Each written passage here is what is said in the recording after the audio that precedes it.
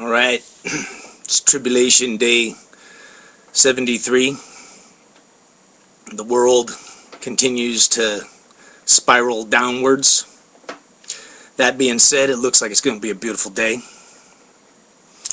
You know, one thing about the tribulation is that despite the just horrific, dark, events that are happening, the tribulation in some aspects is kind of fun. It's almost like playing a game, or watching some kind of weekly series on TV, like Lost. Except you're actually in the series and you're experiencing what's going on. But if that isn't reality TV, watching your own TV show that you're in, it's kind of what the tribulation is like. Not much to report on.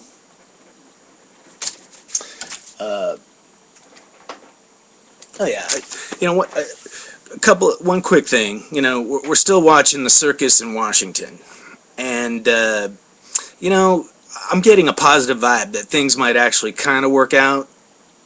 But that being said, they probably won't work out. But the stock market, all I can say is if you're investing in the stock market, only put money in there that you're willing to lose. But it is gambling. People win. When I bet on sports, I win all the time. I lose a lot too. But the reason why I'm kind of against the stock market, like in sports, they don't let you manipulate games. Like if they find out a coach or a player is throwing something or shaving points or whatever, that's like sacrilege. But in the stock market, man, that's how it works. Like as the average Joe, dumps your money into the stock market, and most people invest in like a company they like Apple or whatever. They think like they're kind of doing a good thing because it's like, hey, I'm investing in a good company and it's an American company, so I'm supporting America, and everything's all good. But the thing about the stock market is there are so many, manipulators and speculators in there and people with really big bucks. And, the corporations now, that's what has changed in America is the corporations, they're not thinking of average Joe at all. Not even their own employees. What they're thinking of is the big investors that are worried about the stock price. So decisions in corporations are made that no longer take into consideration people. And these companies that we think, it's good for America. Well, one reason why the companies are doing so good right now, a lot of them, is because they've been following the same MO that has gotten us into this mess where we've lost 8 million jobs, which is because of our taxes, because of unions, because of whatever. It's better to do business over in China or some country where they can pay somebody basically no money. And they have no benefits and no rights and no unions and no anything.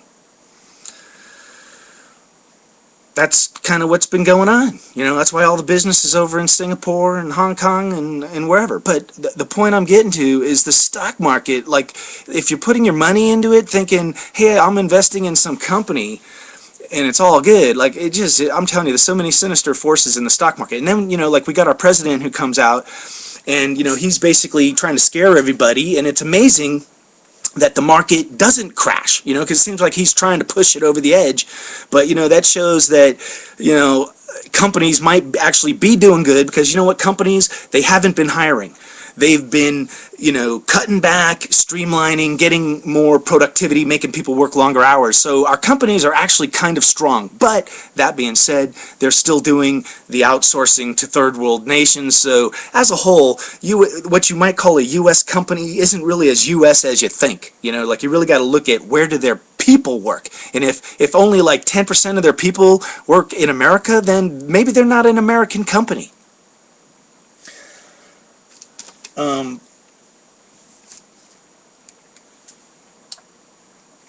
The other thing I wanted to touch on is, one aspect of the tribulation is, and this is whether you believe in a tribulation is happening or not. Man, even if there's not a tribulation going on, people, we tend to fall into the stuck in the rut syndrome, just about our daily lives, which makes life just seem less appealing.